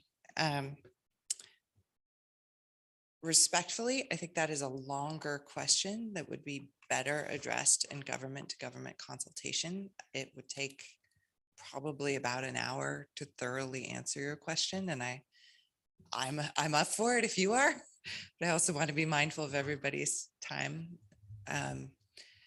Short answer, though, we really need you to follow the AB 52 process for good faith consultation. And that's not just for this project. Koi Nation has been here since time immemorial. They're not going anywhere. The city is not going anywhere. You have grand plans for development. You're bringing lots of money into the community with grants. We respect that. So I think best case scenario, you could develop standard mitigation measures for this project or conditions of approval that help you move this project and other projects forward more smoothly. With regard to the archaeologists, they've both done a good job. There's a difference between, is it one big village site or two smaller sites? That's the kind of thing that generally would tip the balance to an EIR, right? And so what we're asking for there is, in a respectful way that is sensitive of the fact that, like, if there's an intact village site here, despite 100 years of walnut groves and deep ripping for an orchard, that's kind of a minor miracle, right? And the fact that it's eligible for the California Historic Register, that's significant not just to us, but to the city and to the state. I believe the State Historic Preservation Office is here today listening. The Attorney General's office may also be listening. This is something that's significant to people statewide. So figure out whether or not it's actually one big village site. And that's important, not just for us, but for the city, because you have other development, I would assume, planned in this area, right? If you have a great ball field, somebody's going to want to put a restaurant by the ball field, serve those patrons, et cetera. So it's important to actually know what's there, right? The Agora Cornell Knowles case that my colleague William Chisholm cited, the big flaw there, and I'm not threatening you, I'm just trying to educate. The big flaw in that, and this holds true for CEQA generally, sir, is that if you don't know what the resource is, how can you know that your mitigation measures work, right? Think of it like bugs and bunnies for habitat. Like I've been hearing a lot about the Clearlake hitch lately, right? I'm sure you all have too. If you don't actually know where its habitat is, how do you know you're avoiding it, right? So under CEQA, ideally and legally, what you ought to be doing is figure out, okay, we have a slight disagreement among experts. It's useful for the city to know that because it informs whether or not your mitigation measures are accurate. It would also inform how much avoidance you need to do, right? One way that I tend to get projects to move forward really quickly, somebody else mentioned it, just cap and fill the whole site, right? That is probably your fastest way to get this done. At the same time, the city might think, hey, clean engineered fill is expensive, right? So right now your mitigation measures say fill. There's been some issues, I would submit, with other project sites in the city, in part because the area is so culturally sensitive and archaeologically sensitive. And those are two separate things: tribal cultural resources, historic resources, and archaeological resources and paleontological resources. That's 5 different categories, right? And you actually need a slightly different approach for each of them. So one issue we've been having with the city, and it's probably not appropriate for me to get into it in too much detail here, is that if you're bringing in dirt from another site, like for example, Dr. White, yes, for the record, Dr. White is nodding. So when you go out there and there's already a lot of obsidian there, for example, hard to tell. Is it there because it was an intact village site? We think so. Is it there because fill was brought in from another site and that site was culturally sensitive? Also likely, right? We don't know. Again, that's why more study is needed. Robert Gary, I've worked with TIPO statewide, by far the best TIPO I've worked with so far. I'm learning a lot from him on the daily. So the tribe has, for example, a tribal cultural resources treatment protocol. That's essentially a plan of attack to help the city and the tribe work together effectively. The most expensive worst case scenario in my experience, especially if you have union employees, is to be in the middle of construction and hit something. An inadvertent discovery is really expensive. It's usually bad press, definitely gets the tribe upset, and it's avoidable often. So by having an adopted tribal cultural resources treatment plan and treatment protocol that you negotiate ahead of time, we've been trying to do this on another city project. It has taken time and been contentious. We're still sort of working through the details. You know, for example, are you bringing in clean engineered fill? That's a change we would propose that you make in your mitigation measures.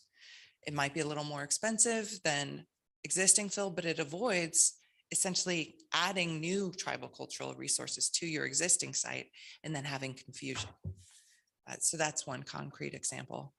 I could go on, but I want to stop and make sure I'm really answering your question. And would you like me to continue? I'm getting the picture pretty well here. And, you know, from what I'm hearing from you so far, it sounds like the largest area of disagreement, and you can connect me or correct me if I'm wrong, is whether we have two small sites or whether it's one larger village site. Is that accurate? And I guess from that, if that is accurate, are we saying that rather than go by what the archaeologists are saying, that we would I guess what we're saying is whose word would prevail over the two archaeologists that said it's two sites and somebody else said it was one large site? Who would that somebody else be that would carry the weight of the archaeologists? They're here in the room tonight. So that would be the Koi Nation Tribal Council and our Tribal Historic Preservation Officer. It may also be elders and elder testimony where we'd need to go and consult with them as well, or other culture keepers for the tribe. And I just want to stop and say thank you so much for that question, because this is democracy in action, right? That question is exactly the question you need to be answering, because since it's different categories, archaeologists are the expert for archaeology. Tribal cultural resources experts like tribal historic preservation officers, culture keepers, people who speak the language, tribal council members, elders, they're the experts in tribal cultural resources. And that's why consultation is so important. So that's the other thing we really, I would say, not just want, but need is good AB 52 consultation, which is, it's a dialogue like this, right? Usually not in public with a microphone. I don't know if the Lake County beats here.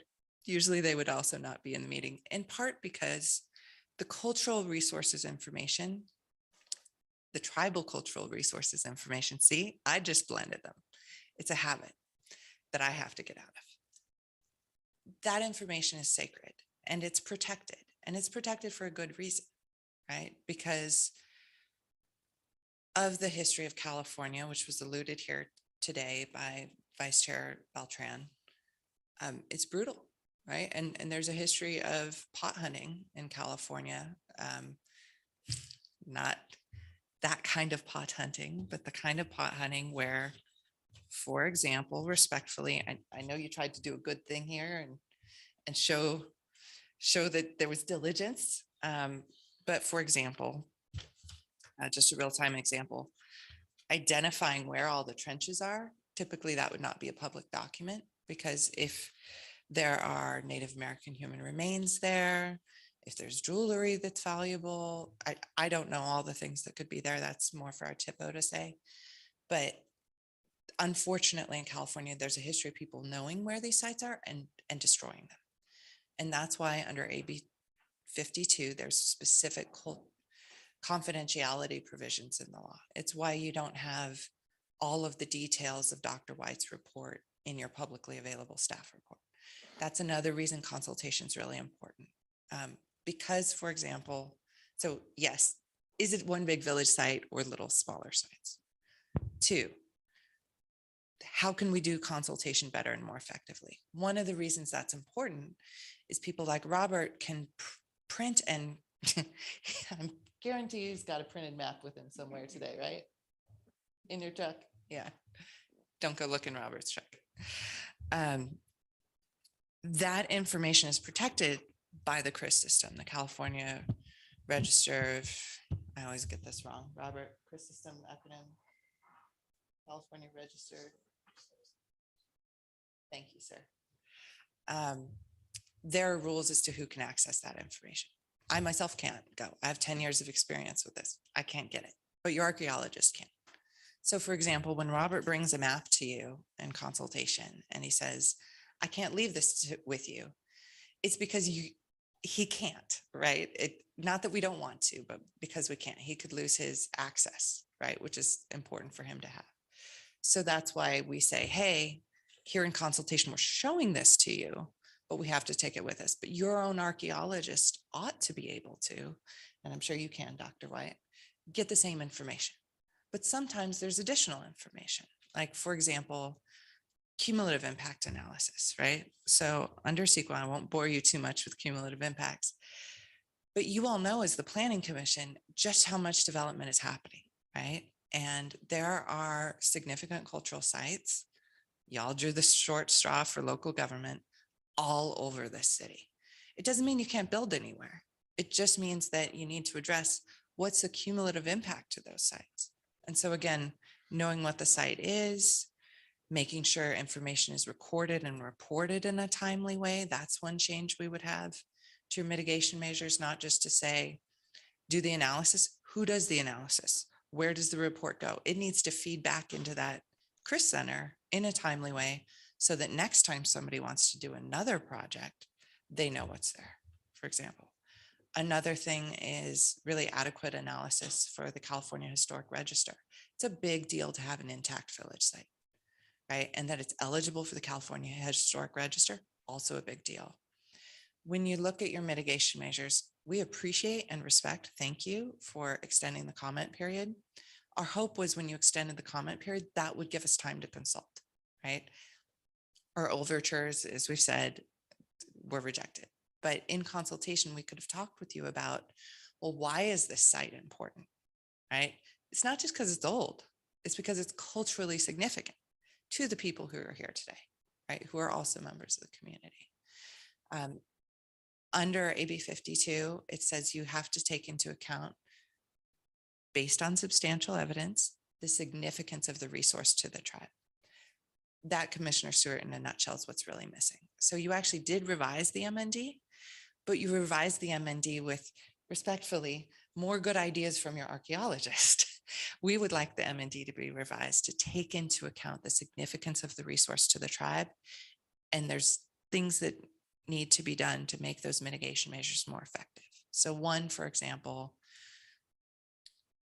cultural sensitivity training, that was mentioned. It's good to have it. That's a step forward. Your mitigation measure doesn't say who would do it. We would submit that the cultural sensitivity training on tribal cultural resources, which is why this site is significant, should be done by a tribal cultural resources expert. That's not me. That's Mr. Gary, right? Or Dino or Chairman Beltran or an elder, because they can convey that information. And that in turn helps the city. That helps you when your construction workers are out there or your construction managers. I'm sure you want to run a well-run, calm, effective, respectful construction site, right? You don't need your construction guys out there fighting with the tribal monitors. God forbid. I've never had that happen on one of my projects, but it does happen. So having the cultural sensitivity training up front helps with that, right? So it's things like that. There's more, but I don't want to take up too much of your time. I appreciate that. Thank you so much. And you have answered my question. So it appears to me that the main thing that the Native American would like at this point would be the government to government consultation. Is that correct? Yes, and out of that, I believe that we can collectively come up with better identification, avoidance, preservation in place, and mitigation measures to protect tribal cultural resources on the site. Thank you. Thank you, sir. Thank you. I would like to ask Commissioner Williams if she has any comments to deliberate on. Thank you. I always get to go last. And my thoughts and questions very much mirrored Commissioner McCarrick's and Commissioner Stewart's. I think that we can come to a reasonable way to get so that we're all happy with the outcome.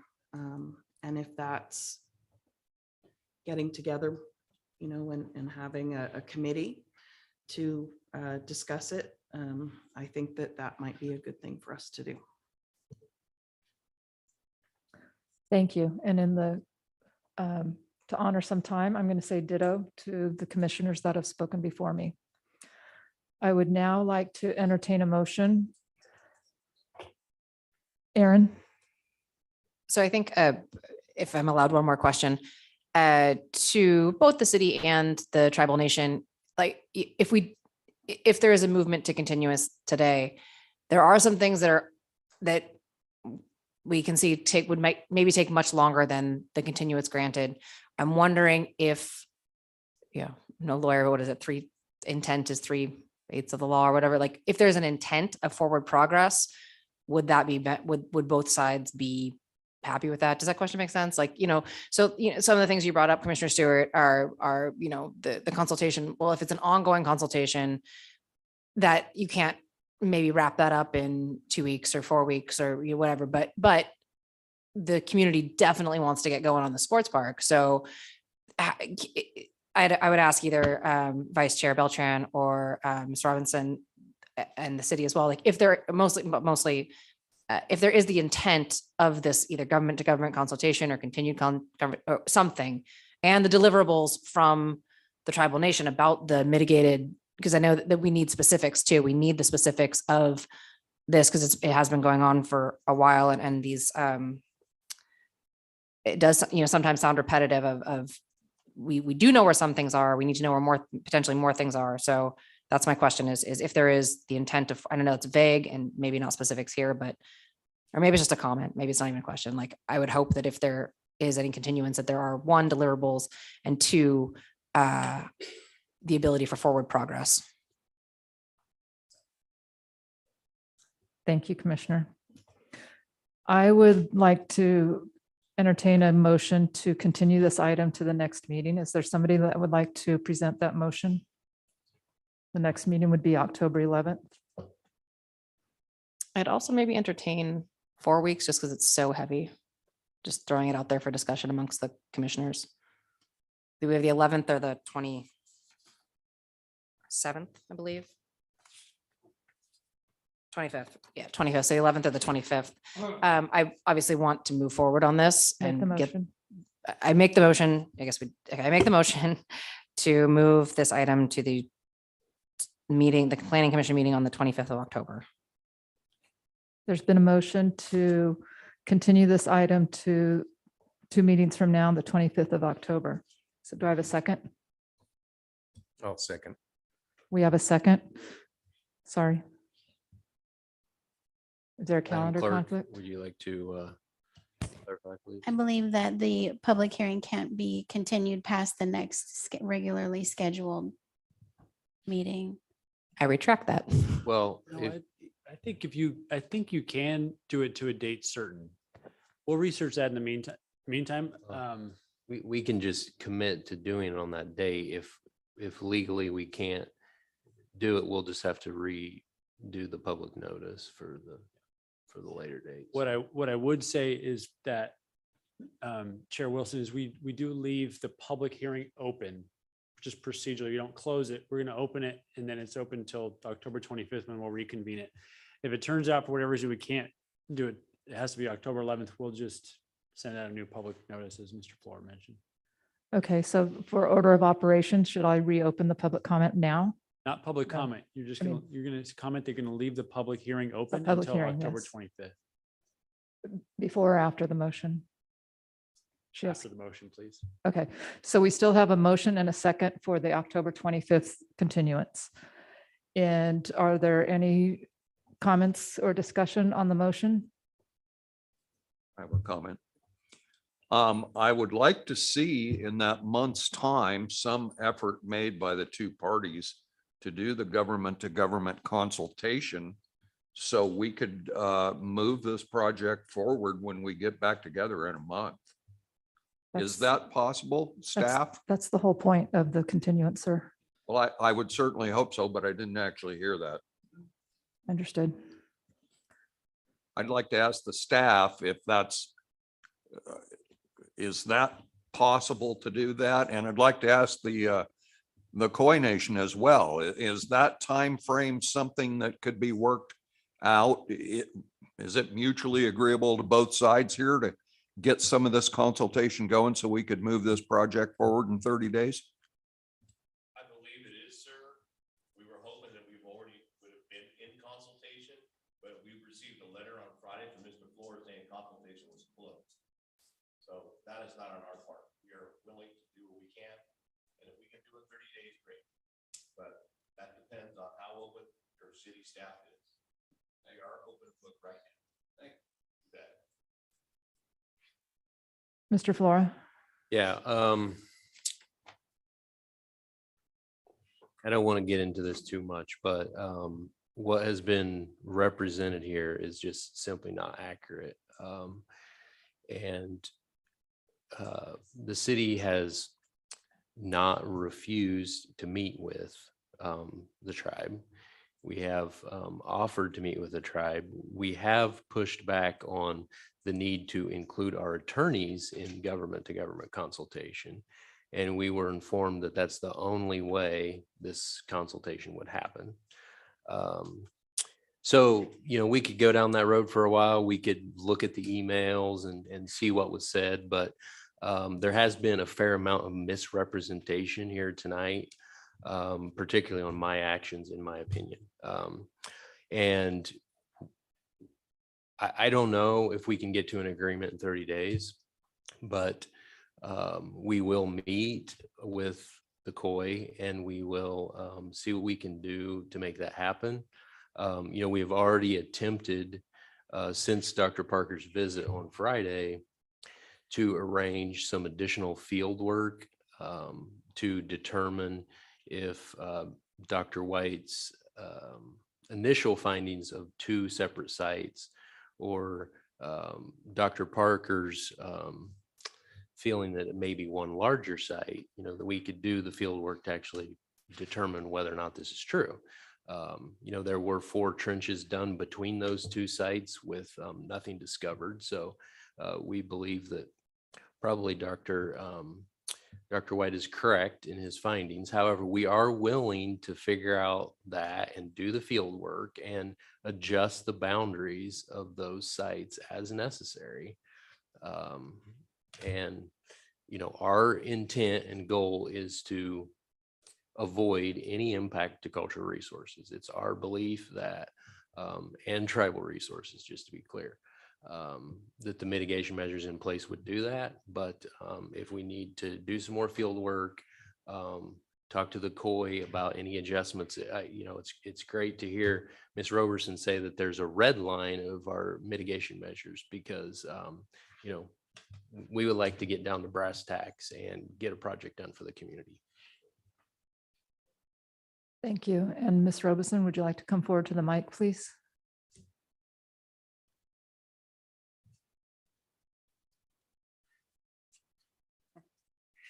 I have been asked by the vice chair to let you know that I will be involved.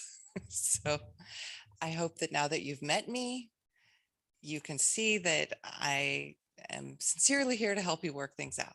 I work just as much for lead agencies like you as I do for tribes. The tribes don't always love that, but I believe it's actually the best way to protect these tribal cultural resources is to bring the 2 sides together.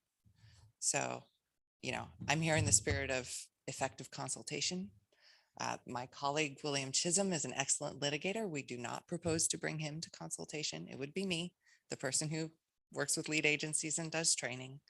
I often sit in the lead agency side, and tribes bring attorneys to consultation all the time. And that's because we have the time and the knowledge to be really into the nitty gritty details, right? And also to help you have a binding agreement that's going to be effective. So what Alan said, Alan did offer to meet without an attorney. The tribe did reject that because we're asking for government to government consultation. And in consultation, each side decides who they have representing them. And my client wants me there. So I hope you will honor that. Also, I had my hand raised because I wanted to ask you to consider appointing an ad hoc committee. So that would be because it's government to government consultation. Sometimes consultation is done at the staff level with delegated authority from the decision makers. But government to government consultation, it's the Khoi Nation as a sovereign nation and you as representatives of the city. So you do have the option to, and your attorney, of course, could speak to this, to, continue to have us try to consult on a staff to tribal nation level. Respectfully, I hope we can develop a good working relationship. Respectfully, that has not been effective so far. So if we want to get something done in a month, and we're happy to try to get something done in a month, y'all might want to consider trying something different at this stage. Thank you. It's not on the agenda to appoint an ad hoc, so I think we have a Brown Act issue doing that. So what I would say is you've given staff 30 days to try to work, roughly 30 days to work this out. We also have on the Brown Act the ability to invite, let's say, a council member or a planning commissioner to join those meetings. In fact, we had Mayor Slutin be a part of that before. That's probably something that we would consider that doesn't require action from the planning commission to direct that ad hoc. So if we come back on October 25th and it hasn't worked out, potentially that's a time when you could, or the city council could look at appointing an ad hoc to work on it. Thank you. So we have a motion and a second. Are we ready to take a vote? May I have a roll call vote, please? Commissioner Stewart, I vote to affirm. Commissioner Williams, Yes. Commissioner McCarrick, Yes. Vice Chair Coker, Yes. Chair Wilson. Yes. The motion is passed. And we're going to leave the public hearing open until October 25th, correct? Thank you. And this is to confirm that the public hearing will remain open until our next meeting this item is continued on October 25th. That concludes this item. I would like to invite any reports from staff. Nothing to report. Do any commissioners have an item to report? No. Thank you. Do any commissioners have a request for future agenda items? Thank you. Thank you to everyone who took the time to submit their comments and to those who are watching our meeting on Zoom and YouTube. There being no further business of the commission, we are now adjourned at 8:03 on September 27th, 2022.